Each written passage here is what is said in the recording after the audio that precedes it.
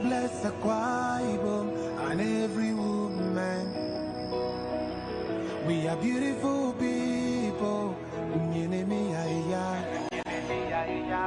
The sun is rising, the land is peaceful. It's so amazing, but I can see Akwa Ibom is my fatherland. God bless Akwa Ibom and every woman.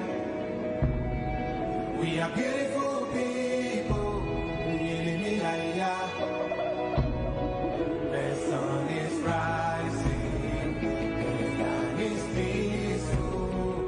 It's so amazing that I can see. I want to fly. Governance is most effective when policy, compassion, and political coordination move in the same direction. In Akwa Ibom State, reforms in public finance management, strategic social interventions, and structured political engagements are unfolding simultaneously and reinforcing the administration's broader development philosophy. This edition of Arise Akwa Ibom takes a closer look at the strategic reforms, social impact initiatives, and grassroots mobilization shaping the state's development trajectory. This program is proudly brought to you by the Office of the Chief Press Secretary to the Governor, Mr. Ikerete Udo. I am Chisom Okur, and you're watching Arise Akwa Ibom. Akwa Ibom, rising. Akwa Ibom State Governor Pastor Umar Enoch has said the implementation of the Treasury Single Account (TSA) in the state will boost revenue growth and serve as a strategic tool to drive holistic development, enhance transparency, and strengthen accountability across ministries, departments, and agencies.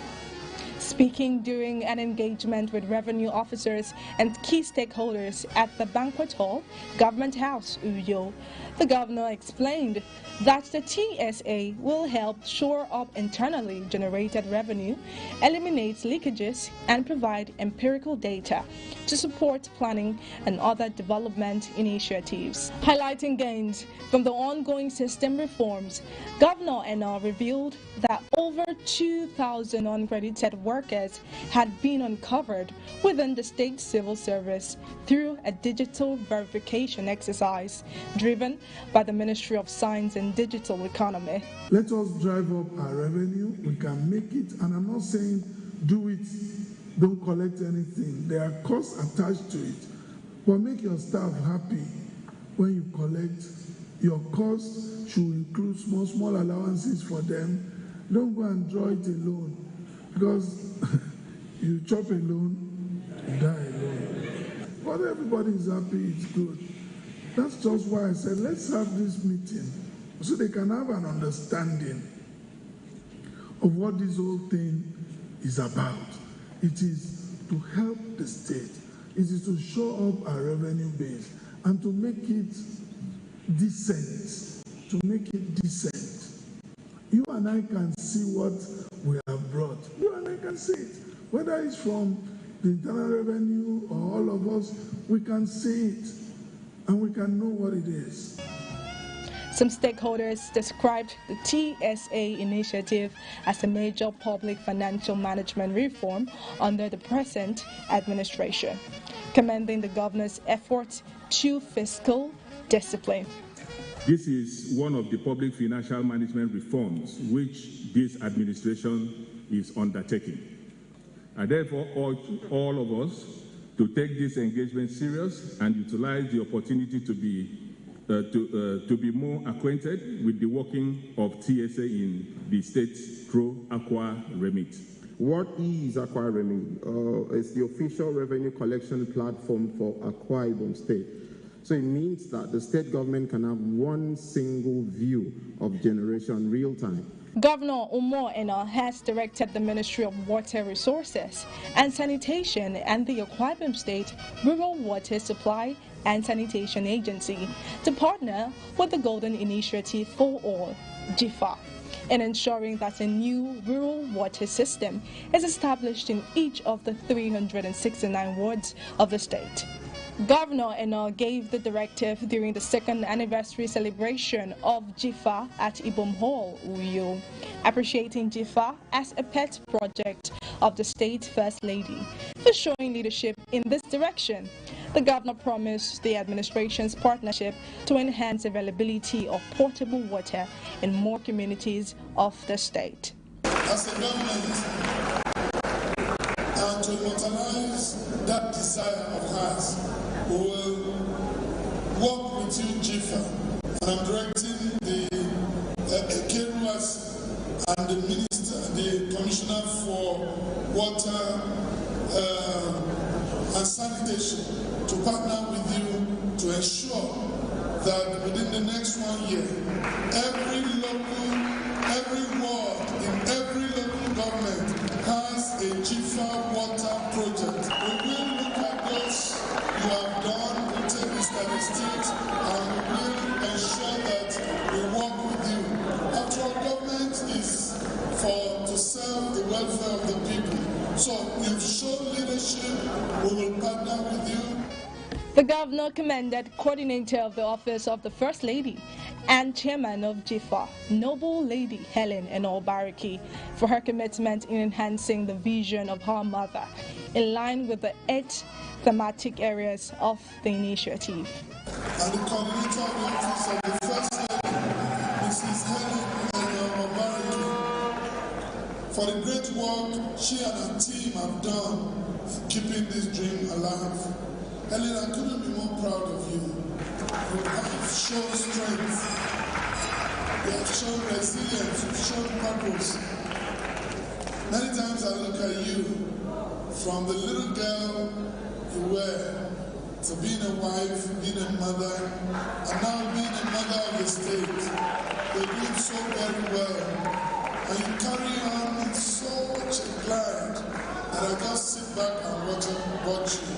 Let me say this as I affirm that I am extremely proud of you. The Mbo, Uruluko, and Oran local government area chapters of the Rise with Renewed Hope initiative, a socio-political group assembled to galvanize support for the re-election of Bola Ahmed Tinubu, Umar Eno, and Godswill Akpabio, as well as all candidates to be fielded by the APC in forthcoming elections, has been officially inaugurated.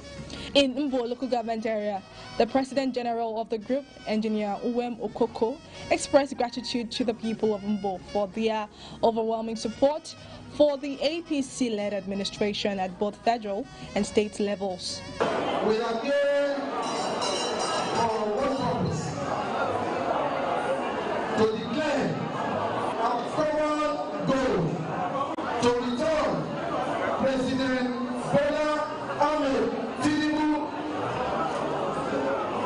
President, Commander-in-Chief of the Armed Forces of the Federal Republic of Nigeria, to go back for a second term, that our son, the Senate President of the Federal Republic of Nigeria, Chief Dr. Godswill Akpabio, GCON, will go back as the Senator representing equal equivalence of the Federal District.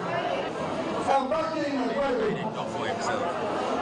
We are here to decree and declare and execute our collective decision that in 31 local government, we will return APC, we will return all the votes to Pastor Umar to go back for a second term, 2027 to 2031. In his remark, the Executive Director of Project Niger Delta Development Commission, NDDC, Sir Victor Antai, who also served as chairman of the Board of Trustees of the group, assured that stakeholders and people of Mbo are already consolidating front to not only bring winning vote, but make a statement in their support for the APC. My national president, you see me? You see all these our people here, both male and female. When the time comes, and the water for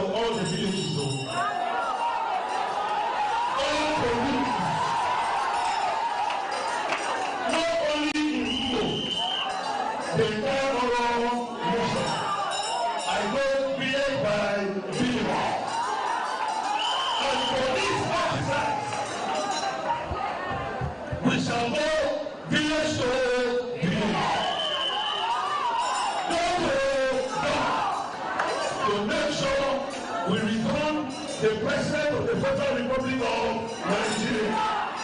We want the numbers. We want the numbers. In Odon, the group, while integrating the chapter leadership and advisory council, noted that the launch of the initiative reflects the party's stability and readiness, positioning it strongly for victory in the 2027 general elections. Expressing confidence that the state would record unprecedented electoral outcomes for the APC, the group's international coordinator, Sir Udo Kirian Akpan, highlighted some of President Bola Ahmed Tinubu and Governor Moino's transformational leadership strides in the state. What we need from you is to convert yourself to pictures of goods. I was saying pictures of men, you don't know. And when they responded to me, they said they want to make themselves pictures of goods. And in 2027, the vote you are going to give Pastor Omor Basieno is different in figure and character than the vote you get in 2023. That the vote you are going to give Bola Ahmed Tinubu as president to return to the hilltop in Abuja is different in color and character and figure than the one we gave in 2023. In our own local government area, where the group was received by the Deputy Governor, Senator Akun Inyanyi, there were firm assurances of massive support and mobilization ahead of the next general elections. As she urged the people to galvanize support for the initiative while enumerating the administration's developmental mileage in the area. The governor has taught us to play politics of togetherness. We are together. What we will promise our governor, our president, is in number. And to prove that we are poised to do that, we are ready to ensure these women, these men, these stakeholders, the youth you see, they move into their unit and they bring out votes on that day. The event in all the 3 local government areas attracted members of the political class, members of the State Executive Council, political appointees of the governor, traditional rulers, women, youths, and other stakeholders. Akwa Ibom, rising. That's all for the Newsbit segment. Stay tuned for the rest of the program. Akwa Ibom, rising.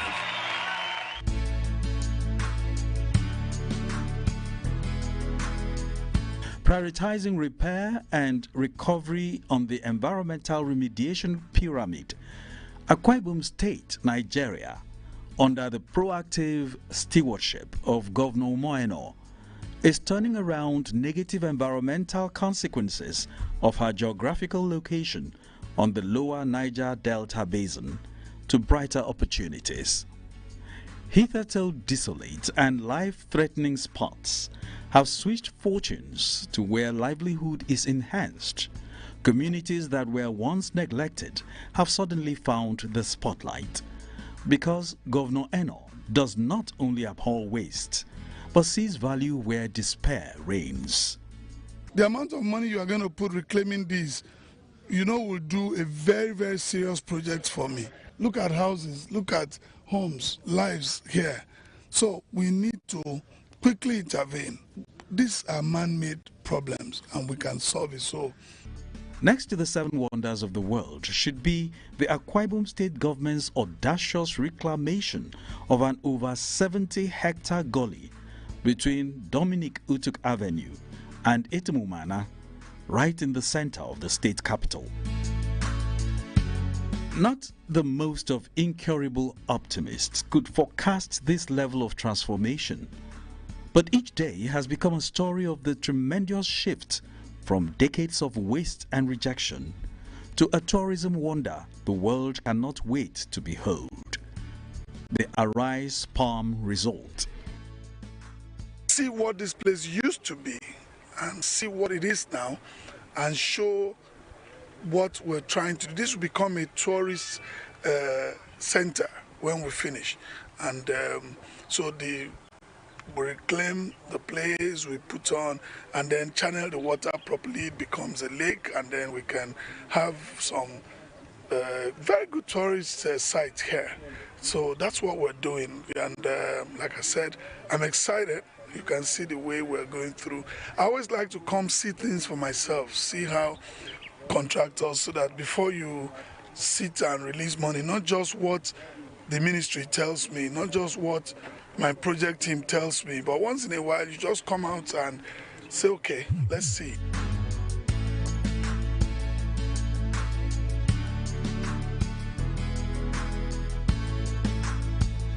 Here, every beautiful scenery is a replacement of decades of despair and anxiety that once was the reality of people in this part of the world. From the 9-hole golf course to the clubhouse, exquisite dining, lazy lakes and floating bars, children's playground, swimming pools, restaurants, bars and cafes, the appurtenances here are so interwoven to serve its purpose as Nigeria's premier family-friendly resort.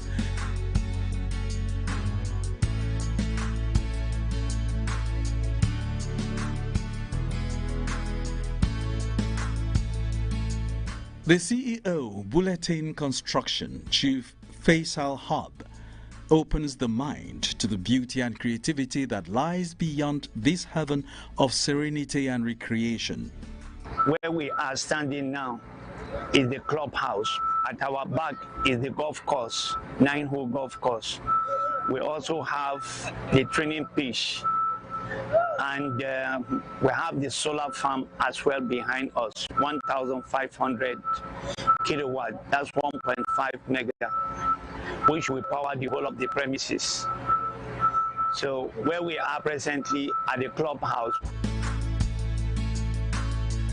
behind us now is a twin restaurant, going to be for African dishes here. And beside it, we have a cafe that maybe ice cream, some other things will be there. And a sit out where you can sit there. If there is a concert, you can be watching your concert from there. The Arise Palm Resort is no standalone success story in repair and recovery.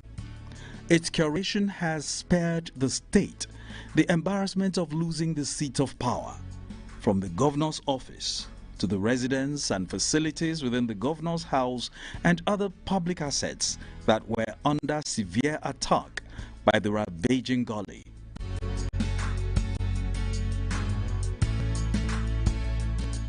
There is currently in the works a 2.05-kilometer road, a retaining wall to safeguard the area from further erosion, enhance security, access and viability to the resort. The intention of this project was basically to reclaim the environs and make it motorable so that the government house, which was virtually affected by erosion menace, serious erosion menace, that were to take over the fence of the government house, was just to cover that, make this place accessible so that the government house, the seat of power in Akwa Ibom State, can be secured. Governor Eno's Midas touch in environmental repair and recovery stretches further to Uyo Village Road, another section of the state capital where gully erosion bared its fangs, sacking communities and threatening everything meaningful. Not only has the infamous Uyo Village Road dump site been replaced in response to decades of yearnings from Afaroku communities and the University of Uyo neighborhood, Governor Eno, in replacing ruins with value, has concluded plans to construct a mass housing estate on the reclaimed stretch. You won't believe that this used to be the dump site.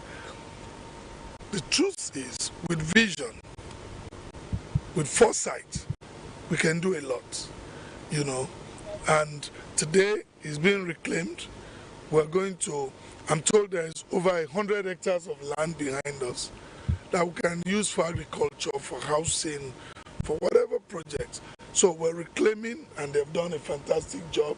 And all of this water will now be channeled properly to address the erosion, and we reclaim the land. Then on the other side, the same thing. We are going to have Uyo GRA, first with about 150 middle-class housing. Then we have the creative village. So all we need to do is to what the Commissioner for Works will call a spur. From this bridge, you create a spur to the creative village, to the Uyo GRA, and to this side, another housing project or an agricultural project. But we can reclaim this land. We can, and this is close to the city center. So it's been lying waste, and we must have the audacity to reclaim these things for the people of Akwa Ibom State. Another wasteland turned paradise. A dual carriageway with a bridge and other appurtenances like access to the Creativity Village, planned for Uyo Village Road, will stand as compensation for decades of disrepair people in this part of the town were convicted to. According to the CEO, Amitech Construction, Ayman Saimoa. The dualization was around 4.5 kilometers, beginning from the Calabar-Itu highway and linking up to Wellington Bassey Way. This whole expanse here was being used for a refuse dump, and the place was impassable. No vehicle could pass through, and that even led to faster deterioration of the road, including the fermentation of from the refuse dump, plus other unsanitary conditions and everything. The place was an eyesore. So we cleared out the refuse dump. We now started pushing to reclaim the land itself. His Excellency Pastor Moino said we can create the entertainment village, we can create a GRA here, we can create a lot of medium and even high-end residential buildings because of the proximity to Government House. So all this will be mitigated by this expanse of land we have around us. We're cutting this place down to link the 260-meter bridge, which has been done. So that will have opened up the place. This will become like a brand new gateway into Uyo from Calabar-Itu.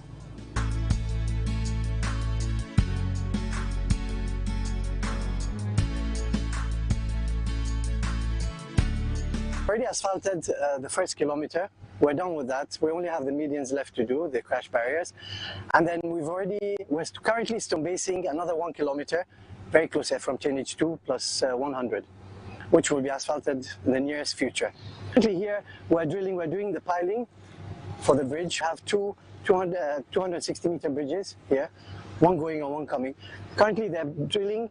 We have 8 piles for every base. So basically you have 16 piles, 2 bases on every line there. We're currently on the 6th base out of 13. So where you can say we're halfway through.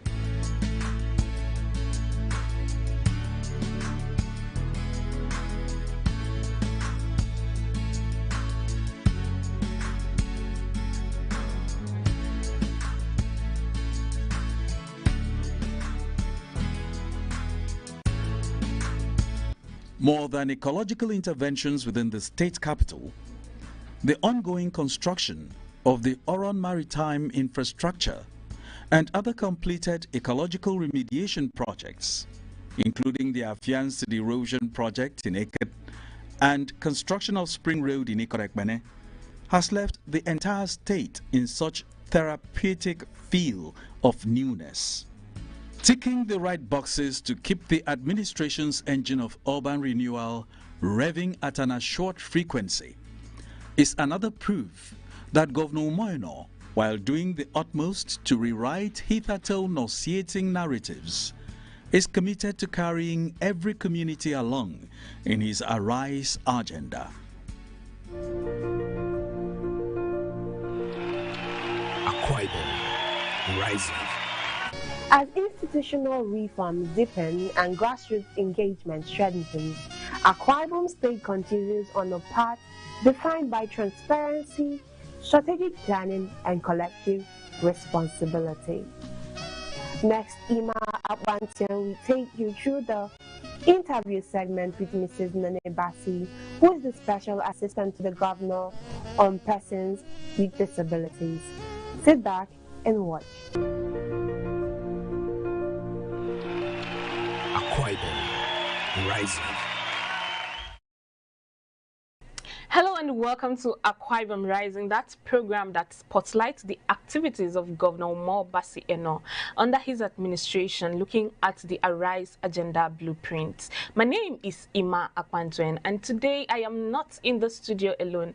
I have with me the Special Assistant to Governor Umar Bassi Eno on Persons with Disability, Mrs. Nene Bassi. You're welcome to the studio, Ma. Thank you so much, ma'am. I'm grateful. It's really good to have you here. Same here, and the pleasure is mine. Okay, now first off, to start the interview, let's look at how long you have been an appointee to Governor Eno. Oh, thank you so much. Okay, so it's been about 2 years now since I was appointed as Adam 2024. Okay. So, yeah, that's just it. 2024. Yes. So looking at 2024, the journey of 2024 till now, this is 2026. Yes. How has it been? Your office, the programs, activities and all? Seriously, I would say we've never had it this, you know, should I say luxurious. Okay. Since the inception of Akwa Ibom State. The previous administrations did not, you know, have this inclusivity in its administration, but the government of Pastor Umar Bassi Eno, PhD, has not just channeled the blueprints towards inclusivity, it has also brought it from the paper to the ground. So it's not just word by mouth, it's implemented. So between this time frame, we've recorded a series of successes that through the government of Pastor Umar Bassi Eno, persons with disabilities have, you know, enjoyed, which was not so initially. Okay. For instance, in the case of appointments, let me just say political appointments. Yeah, political appointments. Yes. So, in the history of Akwa Ibom State, we've never heard about persons with disabilities who were being appointed into positions. But in the administration of Governor Umar Bassi Eno, PhD, we have a personal assistant to the governor on persons with disabilities in the person of Comrade Ubong, and we also have special assistants to the governor in the person of Mrs. Nene Bassi, which is myself. Yeah. And we also, to bridge the communication gap, to see, you know, this further portrays that the governor does not just speak inclusion. He wants to bridge every possible gaps. So we have the hard of hearing or the hearing impaired community within the disability community. So this community can only be bridged by an interpreter, whereby as we are speaking, the interpreter will be sign languaging whatsoever we interpret. I mean, we are saying, so that it can be transmitted to the hard of hearing person. So with this particular administration, we also have a sign language interpreter who was appointed by the governor. His name is Mr. Efa. So Efiong. So by this, we have, you know, been enjoying the privileges, the dividends of governance. Now, aside from the three of us, what next? We talk about health. We talk about education. We talk about food security.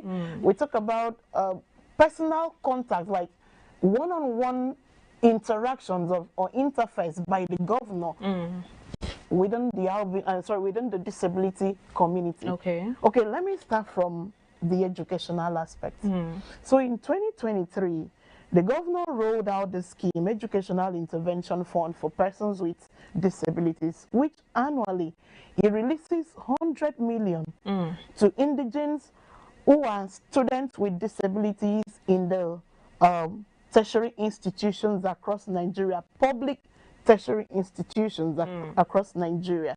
So by this, many of persons with disabilities whose family backgrounds are within the lowest echelons of life, who could not access, you know, education, has keyed into this initiative of the governor to ensure that they attain their academic heights. Because the governor sees that it's only through education that the son of a mine worker can be the head of the mine. The daughter of a peasant farmer can be a medical doctor. The governor has also recognized that it's only through education that we can use to change the world, according to Nelson Mandela. So with this, I would say our governor is not just Akwa Ibom Limited. This particular act is a global best practice approach, which he has, you know, as a pace-setting state, he has done this so that other states, as the case may be, can adopt and also implement in their different states across the 36 states in the nation. Okay, thank you so much. Now you have talked about people with disability, persons with disability. Now, and you have mentioned inclusivity and how the governor has been the first since the inception of the states, which is true. Yeah, to bring that up and give a wider public to persons with disability. Now, what would you say inspired Governor Eno to come up with this? Thank you so much. I would say that from the place of compassion, when you see the governor interface with market women, when he interfaces with most of the occupants of Arise Compassionate Homes, especially initially when these homes were built and then was commissioned directly by the governor, you see there is this spot from a father to the son or a father to the daughter. So I saw that in Governor Moino, and I realized that this is beyond politics. The governor, it is often said that when the righteous is on the throne, the people rejoice. Yes, it is true that Governor Moino is not just any other people. He lives with a difference. He will live with like multiple legacies behind, which his works will speak for him even in 100 years to come. So by that, I would say that he uses the Bible to be his guideline to ensure that he runs this administration, you know, without any fear or favor. And he also runs it in such a way that God Almighty, who created each and every one of us, will lead him. Okay, with all of these outstanding initiatives that the governor has put in place, yes, you see that anyone, irrespective of your strata, irrespective of your ethnicity, irrespective of your race, you are entitled to benefit from it. So he just made it seamlessly effortless for people to see all that he has done. Even children in primary schools can see. Aged men, aged women can also feel it. You know, on monthly basis, the governor has been, you know, paying the elderlies. And it is not just elderlies alone. We have elderlies in disabilities. So there are elders among the disability community who have also benefited through that. Even the case of health insurance scheme, as we speak, the current data of persons with disabilities who are enrolled freely into the Arise Akwa Ibom State, sorry, not Arise, Akwa Ibom Health Scheme, into the Arise Health Insurance Scheme of Akwa Ibom State. We are over 3,000. 2 months ago, one of us, you know, delivered through cesarean section and everything was free. at Ikore General Hospital. No dime was collected. As we speak today, the Director General, Dr. Edikan Akli, is after one of us also. Like, he has been checking up on the lady, on the person with disability who was admitted still in this Uyo teaching hospital, bomber to bomber. Like, he has been following her up to see how the medical practitioners in that hospital are executing, you know, their duties. Okay. And aside from that, you know, the cost of medication now, assuming, for instance, paracetamol, initially it was 15 naira, right? But now it's 400 naira a card. So if as little as paracetamol is 400 naira a card, how about something like augmentin? Where are we going to get the luxury of money to afford those? But through this health insurance scheme, a good number of us can access typhoid medication, malaria medications, even CS. Deliveries are being undergone by our people free of charge. No dime is paid. So we really thank the governor, because if he did not put this up for us, assuming the governor gave me 500,000, gave you 500,000, and give, like, literally all persons with disabilities in Akwa Ibom State 500,000 or 1 million naira each, we would have finished that money by now. But with this health insurance scheme set in place, it's like a stream, so that anytime we feel like fishing, we just go in there, get our fish, off we go our way. So we cannot thank the governor enough. We are really very grateful. And as a matter of fact, as at last month, January, we interfaced with the INEC Residence Commissioner, so that we see how reasonable accommodations can be put in place to ensure that persons with disabilities at the local government level can be registered into the continuous voters registration register, so that they will have their PVCs. Quite interesting. Yeah, because the governor is not someone we should. The governor is our father. He's our own.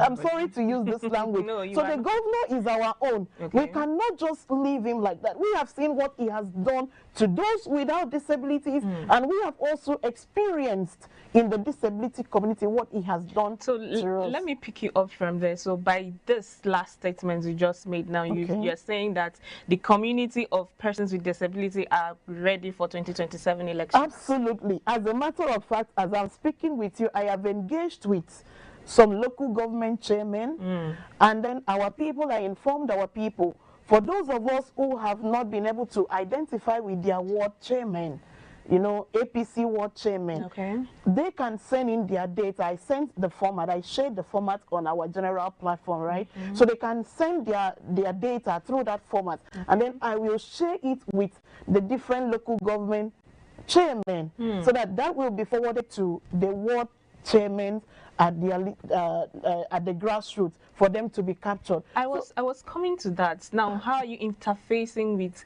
people in the rural communities, persons with disabilities? Through what channel? Are you working with the local government council, the chairman, or are there supervisors that are kept in place, that these are people that oversee the activities of persons with disability rather, for every local government area in Akwa Ibom State? Thank you so much.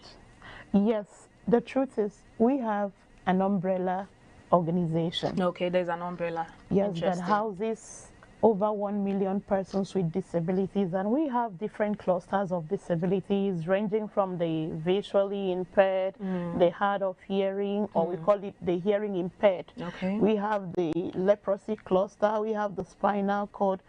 As a matter of fact, according to the United Nations Convention on the Rights of Persons with Disabilities, we have over 20 types of disabilities. Wow. So as it stands, can you list some of them? We have the visually impaired, we have the hearing impaired, we have the physically impaired. The physically impaired, some people might misplace the priority of bringing maybe a visually impaired person to be physically impaired, because they can say that the person is blind. But our blueprint, the United Nations Convention on the Rights of Persons with Disabilities, does not measure the disability according to that strategic thinking of people outside the community. So we have our modalities where disabilities are being measured. Okay. So the hard of hearing is a different type of disability. The visual impaired is a different type of disability. The physically impaired is a different type of disability. We have a good number of them. So perhaps time will not permit me to mention all of them. So at the interim, let's just go with that. Okay. Now, something quite interesting just came to me now. Okay. And I would like to ask if that is also included as a disability. Okay. Now, there are children that are seen as being hyperactive. Yes. Can it be said that that is a disability? You said hyperactive. Yes. I think that should be under ADHA. Yes. Yes, it's a disability. Oh. Yes. Okay. Thank you so much. No now, problems.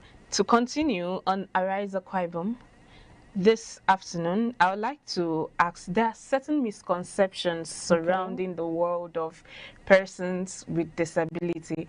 Now, I would like to ask you first, for you to differentiate or for you to really stress on the differences between persons living with disability and persons with disability, and then tell us about some misconceptions surrounding persons with disability. Thank you so much. The truth is, we are persons with disabilities. Okay. According to the United Nations Convention on the Rights of Persons with Disabilities, the Discrimination Prohibition Act, the African Charter Demand, we have different protocols or mechanisms that speaks to this particular concern. So we are not living with disabilities. Okay. Because personally, I was born with disability. So am I living with it? It is not as if it's a furniture that lives with us in the house. Like we have chairs, different cushions in our living rooms, and maybe beds in our bedrooms and all of that. So we are not living with, it's not a property. We see ourselves and we want the society to see us as a person first before the disability. Because in every disability, there are series of abilities embedded in it. It takes patience to unravel it. Just as one of us, Chris Vick, yes, whom the governor, favored, which is a thing of joy to us in the disability community of Akwa Ibom State last year. It took time for his mentor to carefully brush him up. It took patience. Chris Vick has a lot of talent. If the man was not patient enough to unravel all of those talents, I'm not sure Chris Vick would have been who he is today. So it took time, it took persistence and resilience from that man and patience to nurture the young man up. So as it is, you will not say Chris Vick is living with disability or any other person is living, even Helen Keller, blessed memory. Yes, she has passed on to glory. Was she living with disability? No.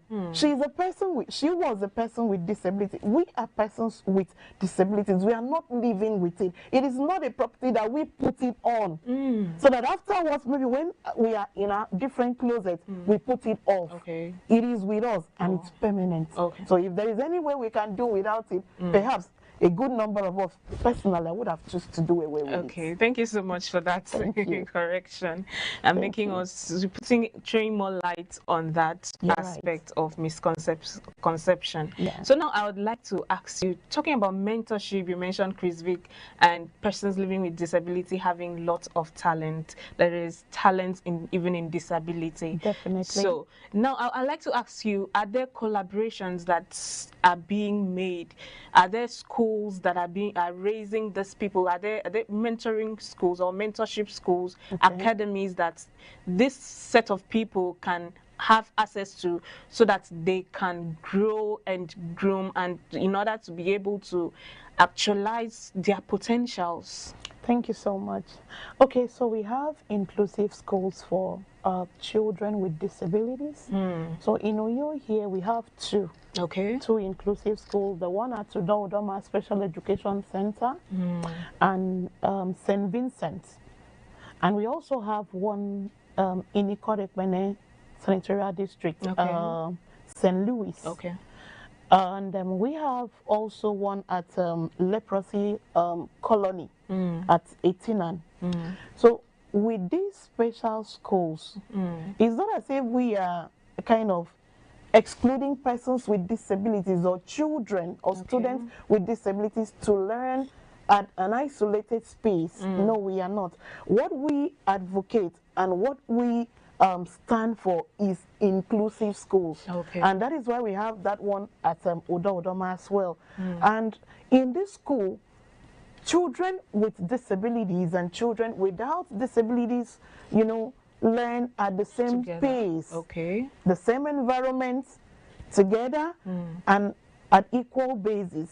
So at this point, there is this societal you know, relationship that is being established in the mindset of those children. So as they are growing up, they are not just growing up to wrapple around those with disabilities alone. So they just engage and play with children without disabilities as well. So this is what an inclusive society is all about. So with this, their talents are being groomed. Like in that special school, we have Braille. Whereby the visually impaired students or pupils are being trained on how to use Braille, how they can put up letters, alphabets to become a word, and then to a sentence, and then to a paragraph, and all of that. So by this, we are also not just promoting inclusive education, but we are promoting inclusive society. And the governor, who has done a lot already for us, has not just come up to pay deaf ears to that. He has also ensured that these children, especially those who had, you know, finished the tertiary, the primary and the secondary school, the preschool, they should also be enrolled into the tertiary institution to further, you know, pursue their academic attainment. So that is how we came about accessing the educational intervention funds from the governor, and also the bursary. The bursary does not discriminate either. It does not say, okay, because they are a person or a student with disabilities, you'll not be able to access the bursary. And the scholarships. Yes, and the scholarships. So it cuts across. So we also interface with development partners and some civil society organizations whose thematic areas fall within this particular strategic, like you mentioned, the education. So with this, collectively, it is true that the government as a whole cannot do alone. So we need, you know, different forums. We need different organizations, the development partners, the CSOs, or you call it NGOs, to come in and also push the narrative. The governor wants an inclusive society, which will transcend beyond his administration. So with the help of most of this development partners and let me just call it partners, it will be a thing of sustainability, because beyond the governor's regime, we will talk about sustainability. So that is where the next coming administration will continue to, you know, push the narrative, and also the partners will also push the narrative. So Rome was not built in a day. Of course. This inclusion that we are seeking and advocating for will not just happen in one day. Okay, thank you so much. We love you. That is the message Mrs. Nene Basi, the Special Assistant to the Governor on Persons with Disability, has for the governor and, of course, the entire Akwa Ibom community. That's where we wrap up this interview session of Arise Akwa Ibom. My name is Ima Akwanton, and I've been your host on this session. Akwa Ibom, rising. True development is measured not only by infrastructure or policy, but by inclusion, by how well society protects the rights, dignity, and potential of every citizen. In policy and in partnership, in reform and in presentation, the commitment towards the progress of Akwa Ibom State under the leadership of Governor Umar Basi Eno remains steady. This brings us to the end of today's edition of Arise Akwa Ibom. On behalf of the executive producer, Mr. Ekerete Udo, and the entire production team, thank you for watching. I am Chisom Okoro. Join us again, same station, same time next week. Bye.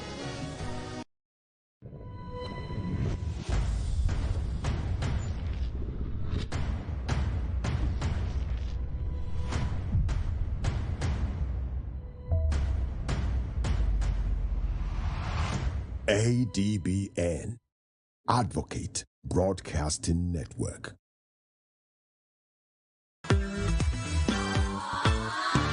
For your news on the go, ADBN is everywhere you are. Stay connected with us across all our